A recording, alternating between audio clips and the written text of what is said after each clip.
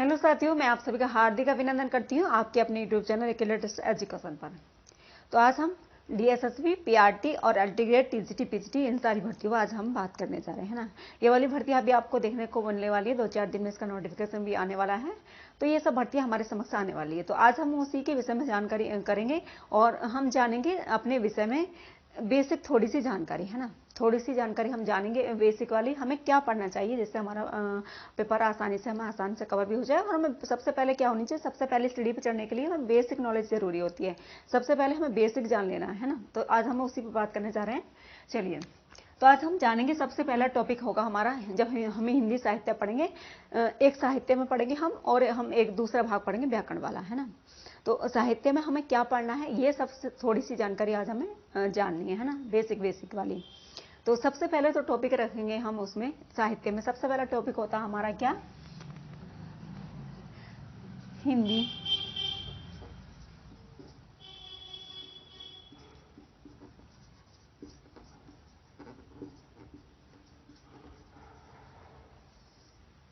इतिहास,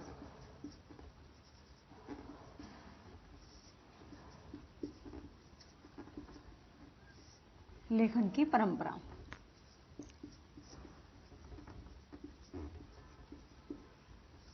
तो ये तो रहा हमारा सबसे पहला टॉपिक, है ना, हिंदी साहित्यिक इतिहास लेखन की परंपरा। तो जब सबसे पहले शुरुआत होती है हमारी, सबसे पहला जो चैप्टर, सबसे पहला जो टॉपिक हमारा यही वाला टॉपिक है।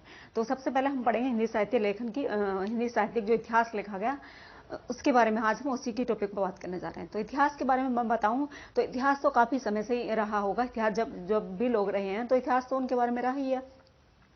हर व्यक्ति में अपनी क्वालिटी होती है, इतिहास कुछ ना कुछ होता है। लेकिन इतिहास क्या था, इतिहास को लिखने वाला नहीं था कोई भी। इतिहास को जानने वाला तो सब कुछ थे, लेकिन उसको उजागर करने वाला, जो आगे की अगली पीढ़ी भी उसको पढ़ सके, उसको जान सके, उसको पहचान सके कि हमारा हिंदी साहित्य में इतिहास क्या रहा है। तो ऐसे ही व्यक्ति, इतिहास तो काफी समय से रहा, लेकिन उसको लिखने वाला कोई नहीं था, उसको जानने वाला, उसे प्रकाशित कराने वाला, उसको आगे बढ़ाने वाला कोई नहीं था। तो लेकिन कुछ विद्वानों के दिमाग में ये विचार उभर के आया कि इतिहास को क्यों ना उजागर किया जाए, क्यों ना जनता के सामने समक्ष प्रस्तुत किया जाए इसको, ताकि लोग और भी जाने, बाद में आने वाली पीढ़ियां भी उसको समझे, सब हर इतिहास के बारे में उसको जाने। तो कुछ विद्वानों के मन की ये विचार चर्चा रही है कि उन्होंने इतिहास को लिखने का शुरुआत की। तो यहाँ से हमारा ये वाला टॉपिक स्टार्ट हो जाता है कि हिंदी साहित्य की शुरुआत हमारी कहाँ से होती है, इतिहास लेखन की परंपरा से हमारी शुरुआत हो जाती है ना। तो कुछ विद्वान हमारे रहे जिन्होंने शुरुआत की, जिन्होंने इसको इतिहास लिखने का काम किया, पुनः प्रकाशित करने का काम किया। तो ये वाली बातें सब हमारे साथ इतिहास में रही, है ना। तो सबसे पहले इतिहास को जो लिखने वाले व्यक्ति थे वो थे हमारे कौन, गारसा तासी।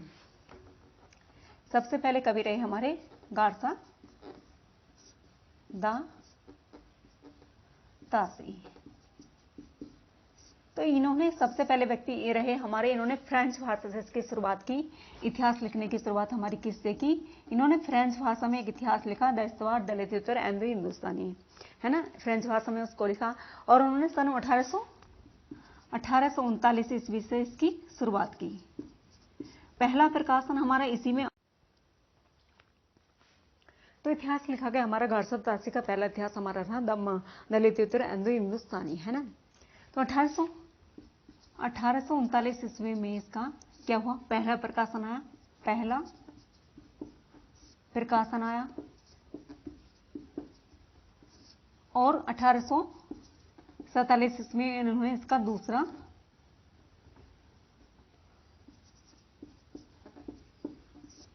दूसरे संस्करण का प्रकाशन हुआ, है ना। दूसरा संस्करण आया इनका 1847 ईस्वी में। अब पहला संस्करण 1839 में आया, दूसरा 1847 ईस्वी में आया। अब इन्होंने क्या सोचा कि इसमें कोई सुधार करना चाहिए, इसमें कुछ त्रुटियां रह गई जो उसके अंदर वो दोबारा से गारसा तासी में सुधार करना चाहते थे। तो त्रुटियों की वजह से उन्हें अच्छा नहीं लगा, उन्हें अच्छा फीलिंग नहीं आई, महसूस नहीं हुआ। तो उन्होंने सोचा कि इसको दोबारा से प्रकाशन कराया, क्यों ना कराया जाए। और 1871 ईस्वी में इन्होंने इसका पुनः संस्करण कराया, पुनः संशोधित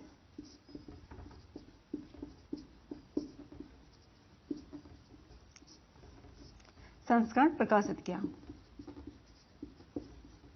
है ना। तो इसका जो पुनः संशोधित संस्करण आया 1871 ईस्वी में, ये भी प्रश्न पूछा जाता है कि पुनः संशोधित जो जिसका प्रकाशन का द्वारा सब पुनः संशोधित प्रकाशन हुआ है वो कौन से सन में हुआ है, किस लेखक के द्वारा किया गया। तो ये वाला प्रश्न यहाँ से बन जाता है ना। तो ये वाली बात तो रही थी हमारी गार्सदार जी सबसे पहले लेखक हमारे रहे हैं। अगले नंबर आता हमारा दूसरे नंबर का शिव सिंह सेंगर। अगला इतिहास लिखते हैं शिव सिंह सेंगर। तो ये तो लिखते हैं हमारा किस में, ये लिखते हैं हमारा, ये हमारा किस में था, फ्रेंच भाषा में था।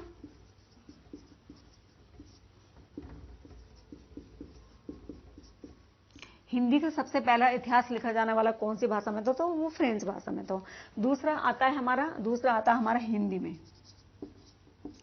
हिंदी में इतिहास लिखा जाने वाला दूसरे नंबर पर सबसे पहला हिंदी साहित्य का इतिहास लिखा जाने वाला कौन था, तो शिव सिंह सरोज था।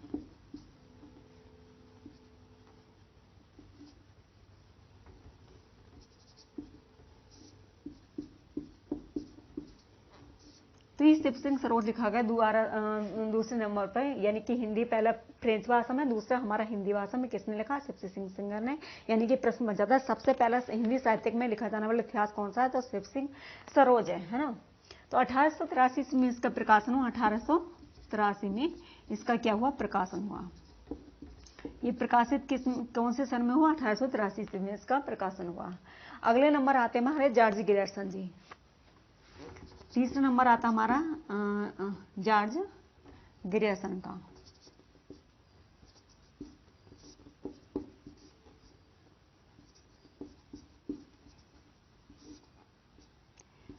तो जॉर्ज ग्रियर्सन जी ने शिव सिंह गार्सदारसी ने लिखा फ्रेंच भाषा में, शिव सिंह सरोज ने लिखा हिंदी भाषा में, लेकिन जॉर्ज ग्रियर्सन लिखते हैं अंग्रेजी में। ये लिखते हैं अंग्रेजी भाषा में। अगर पूछा जाए अंग्रेजी भाषा में लिखा जाने वाला हिंदी साहित्य का इतिहास कौन सा है, तो the modern vernacular literature of Hindustan है। The modern vernacular literature of Hindustan है। अंग्रेजी में लिखा जाने वाला सबसे पहला साहित्य का इतिहास यही था, जो सन 1888 में इसका क्या हुआ था, प्रकाशन हुआ था। 1888 में इसका क्या हुआ था, प्रकाशन हुआ था। अगला नंबर आता हमारा चौथा नंबर मिश्र बंधु। मिश्र बंधु लिखते हैं मिश्र बंधु विनोद। मिश्र बंधु विनोद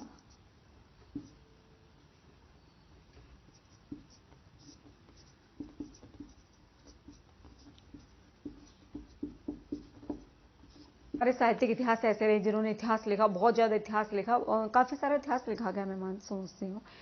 कई सारे, जैसे हमारे सुमन राजे को, सुमन राज ने आधा इतिहास लिखा, रामचंद्र शुक्ल ने हिंदी साहित्य का इतिहास लिखा, और गणपति चंद्र गुप्त ने आधा इतिहास लिखा, रामकर वर्मा लिखे गणपति चंद्र वैज्ञानिक इतिहास लिखा।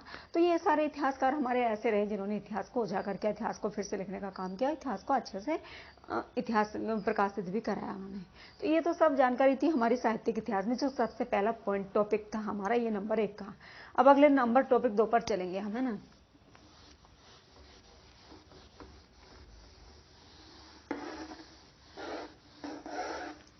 श्याम सुख गणेश, हाँ सॉरी, इनका नाम था मिश्र बंधु का श्याम सुख गणेश। ये तीनों नाम थे, श्याम सुख गणेश, श्याम बिहारी मिश्र, सुख बिहारी मिश्र और गणेश बिहारी मिश्र, ये तीनों नाम थे इनके।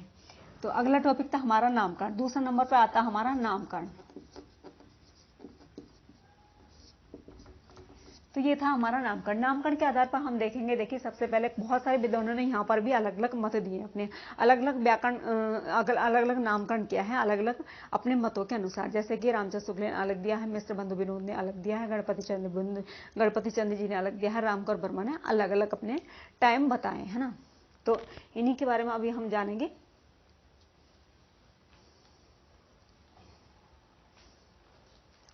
तो सबसे पहले हम देखेंगे रामचंद्र शुक्ल के अनुसार। ये देखेंगे हम किसके, रामचंद्र शुक्ल के अनुसार। तो रामचंद्र शुक्ल सबसे पहले लिखते हैं आदिकाल, फिर दूसरा है हमारा क्या, पूर्व मध्यकाल, और तीसरा लिखते हैं हमारा उत्तर मध्यकाल, और अगला लिखते हैं हमारा गद्यकाल। ये नाम उन्हीं के आधार पर रखा गया रामचंद्र शुक्ल के अनुसार। तो इन्होंने इसको सबसे पहले दिया आदिकाल नाम, फिर पूर्व मध्यकाल, फिर उत्तर मध्यकाल। इसका जो समय रहा था हमारा क्या, 1050 संवत से 1375 संवत। ये संवत यहाँ लिख लेंगे हम, है ना। 1050 से स्टार्टिंग होती है और 1375 संवत तक ये हमारा आदिकाल का समय इसमें रहता है। पूर्व मध्यकाल को संवत में देखेंगे तो 1375 से 1700 संवत, और अगला देखेंगे 1700 से 1900 संवत। फिर 1900 से आता है हमारा कौन सा, 1900 से आता है हमारा अब तक। अब तक का जो है हमारा समय रहता है वो गद्य काल में आ जाता है। हमारा जो अब तक का समय रहता है वो हमारा गद्य काल में आ जाता है ना। तो इसको क्या नाम दिया गया, आदिकाल को इन्होंने और अलग नाम दिया। आदिकाल को तो आदिकाल के नाम से जाना गया,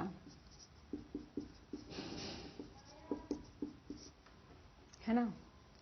पूर्व मध्यकाल को उन्होंने भक्तिकाल का नाम दे दिया।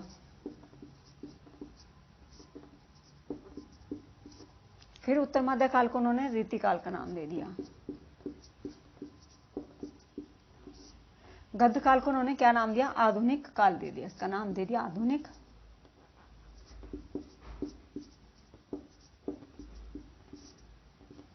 इसका नाम दे दिया आधुनिक काल। तो ये तो रहे हमारे नामकरण के आधार पर अलग अलग कवियों ने अलग अलग नाम दिया, उसके बारे में हम डिटेल से जानेंगे, है ना। अभी तो हम सिर्फ बेसिक जान रहे हैं। तो ये तो आदिकाल का नामकरण के अनुसार हमारा जो समय सीमा रही रामचंद्र शुक्ल के अनुसार, ये इनके अनुसार रही है ना।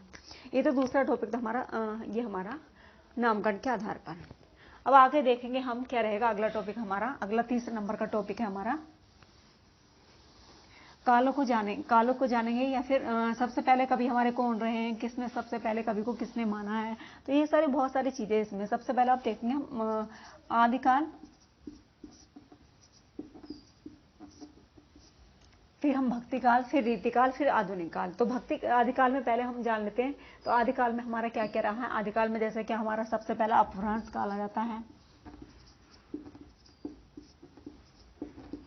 ना। अपभ्रंश काल। दूसरा कौन सा आता हमारा, इसमें आता हमारा सिद्ध साहित्य। दूसरा टॉपिक पढ़ेंगे हम सिद्ध साहित्य। तीसरा पढ़ेंगे हम जैन साहित्य, इसको ही राज साहित्य बोलेंगे। अगला पढ़ेंगे हम क्या, नाथ साहित्य। फिर पढ़ेंगे अगला हम लौकिक साहित्य।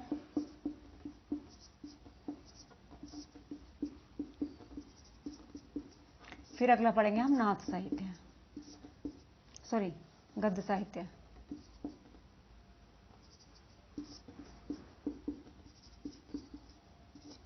तो ये सब चीज़ तो हमारी आदिकाल में हमें देखने को मिली। 1050 से हमारी जो समय सीमा रही है, हमारी अपभ्रंश काल की हमारी कितनी रही है, 1000 ईस्वी से हमारा इसका 500 से 1000 ईसा पूर्व इसका समय सीमा रही है।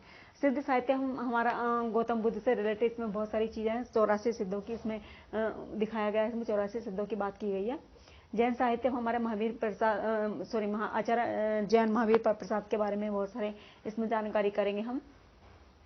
और हमारे बाकी सरहपा साहपा डोमीपा ये सब इनके बारे में देखेंगे। नाथ साहित्य में देखेंगे तो गोरखनाथ जी को पढ़ेंगे हम इसमें, और नवनाथों के बारे में जानेंगे हम यहाँ पर। लौकिक साहित्य में जो लोक साहित्य लिखा गया, ढोला मारूरा जैसे क्या बहुत सारी मंडलियाँ देखने को मिलती थी, ये सब इसमें पढ़ेंगे। गद्य साहित्य में हम पढ़ेंगे गद्य में लिखा गया जो भी साहित्य लिखा गया, गद्य पद्य जैसे क्या राहुल बेल्य है, उक्ति व्यक्ति प्रकरण है, तो ये सब गद्य साहित्य में पढ़ेंगे, है ना। ये तो बात रही हमारी आदिकाल की। ये सब चीज़ें हमें इसमें पढ़नी है। अब देखेंगे हम भक्तिकाल में। भक्तिकाल में हम क्या क्या पढ़ेंगे,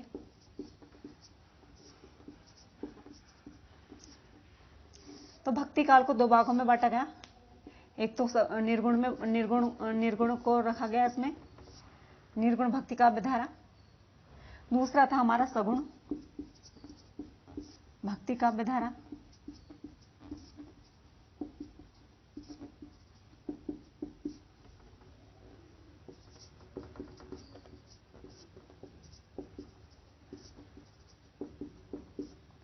इसको भी दो भागों में बांटा गया। इसको एक तो हमारा क्या रहा, ज्ञान मार्गी काव्य धारा। दूसरी हमारी प्रेम मार्गी।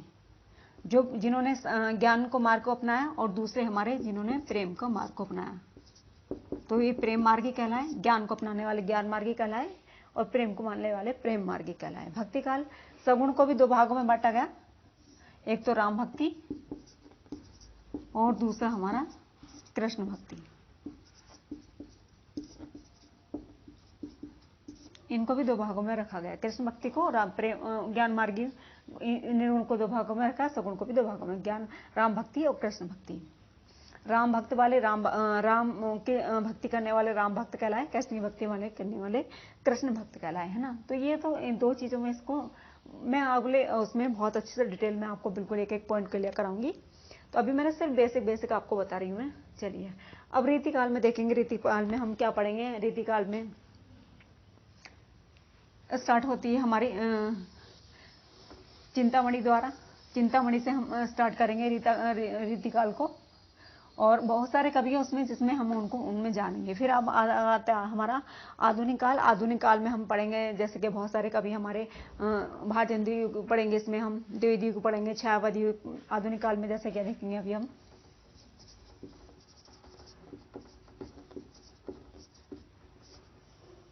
तो सबसे पहले हम क्या पढ़ेंगे? आधुनिक काल में हम पढ़ेंगे प्रेम भारतेंदु युग को पढ़ेंगे। दूसरा हम द्विवेदी युग को पढ़ेंगे। तीसरा हम किसको पढ़ेंगे? छायावादी युग को पढ़ेंगे। फिर हम क्या पढ़ेंगे इसमें? छायावादी को पढ़ेंगे। फिर हमारा छायावादोत्तर युग पढ़ेंगे इसमें।